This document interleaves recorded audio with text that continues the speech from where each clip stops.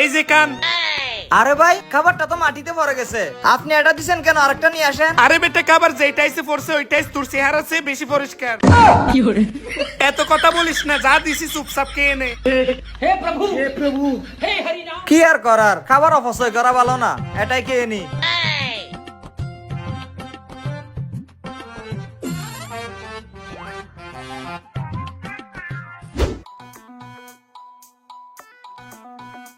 Sir মাংস কি আরেক পিস দিব? No no, it's okay. ঠিক আছে স্যার, আর কিছু লাগলে বলবেন।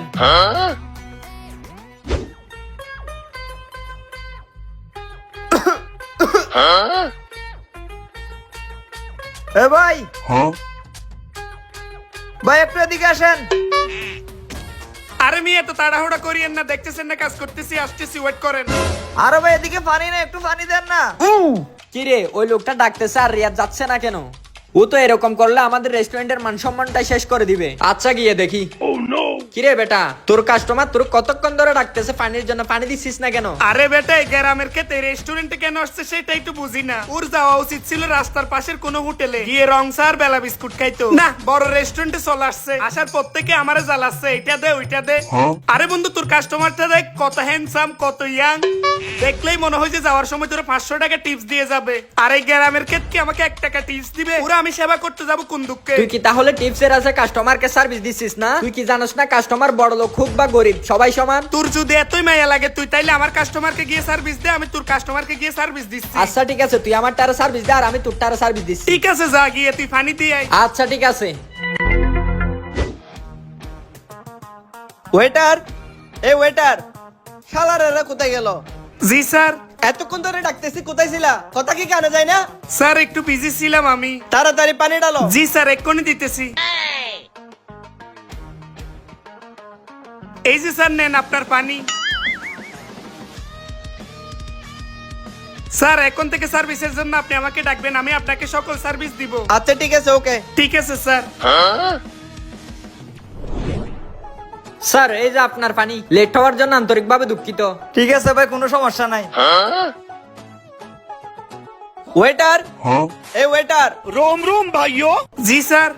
একটা কোল্ড ড্রিঙ্কস নিয়ে আসো। আচ্ছা ঠিক আছে স্যার, এক্ষুনি আনতেছি।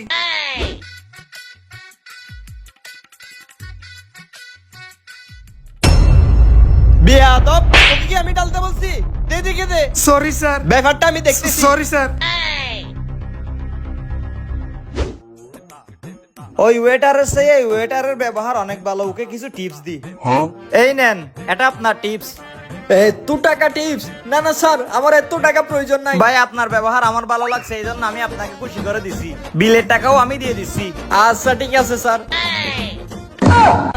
আপনি যদি গেম খেলতে ভালোবাসেন তাহলে মোস্ট প্লে হতে পারে আপনার জন্য দারুণ এক সুযোগ। এটি বাংলাদেশ ও ভারতের অন্যতম জনপ্রিয় নির্ভরযোগ্য গেমিং প্ল্যাটফর্ম। সাইন আপ করলে পাচ্ছেন 500 টাকা ওয়েলকাম বোনাস এবং বন্ধুদের রেফার করলে পাচ্ছেন 1200 টাকা বোনাস। জন্মদিনে থাকছে বিশেষ গিফট 2000 টাকা পর্যন্ত। স্লটে দৈনিক 10% ক্যাশব্যাক বোনাস, এক্সপোজে রিলোড বোনাস প্রতিদিন 200% পর্যন্ত, স্লট বুস্ট বোনাস প্রতিদিন 13,000 টাকা পর্যন্ত। সুপরিচিত ও নিরাপদ লেনদেনের মাধ্যমে বাংলাদেশের বিকাশ নগর রেকর্ড বাই ট্রান্সফার সুবিধা। পিন করা কমেন্টে মোস্ট প্লে অ্যাপে রেজিস্ট্রেশন করুন আর শুরু করুন আপনার গেমিং যাত্রা। হাই হাই, ওরে 500 টাকা টিপস দিল আর আমাকে দিল একটা তাপ্পর। কি রে দেখছস, তোর ওই গরিব কাস্টমার আমাকে 500 টাকা টিপস দিল, আর এই ধনী কাস্টমার কি করলো, তোর একটা তাপ্পর দিল। এজন্য তোকে বলে মানুষের পোশাক দেখে কখনো তাকে জাজ করবি না, মানুষকে জাজ করবি তার ব্যবহার দেখে। তুই নিজ চোখে তুই দেখতে পারলে তার প্রমাণ। ওরে বন্ধু তুই ঠিক কথা বলছস। আমি এতদিন মানুষকে শুধু ধনী গরিব হিসাবে বিবেচনা করতাম, কোনো মানুষ হিসাবে বিবেচনা করতাম না। আজকে বুঝলাম পোশাক আশাকে ধনী হলেও মানুষ মনের দিক থেকে ধনী হতে পারে না। মানুষ মনের দিক থেকে ধনী তখনই হয় যখন তার ব্যবহার সুন্দর থাকে।